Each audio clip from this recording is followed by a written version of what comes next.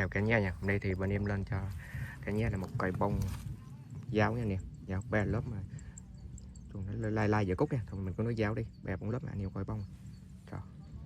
giật bông, ôi quá đẹp này, nụ lên này, cái nụ dòng nụ xí nụ tụi em nữa này nè, trời, nó bông lên, coi coi này, đẹp quá, 3 lớp mà 4 ngón tay về cho anh em làm giống nha nè, hàng này hàng tiếng không, đây, còn thân dưới này coi tầm dao động 16 nha.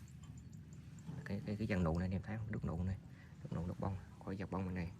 trời, nguyên cái giật bông này y như bông da luôn nha. Đây cành là cây cái này cao cỡ tầm 1 mét hơn thôi, không có bị lau lỡ điểm nào hết. Cái này giờ em theo bông thôi, vô địch luôn, không về làm giống ghép ấy. Coi nước nụ rồi, lé đỏ nha nè, lé trong vàng lé phun đỏ nữa nè, cái giật bông, ôi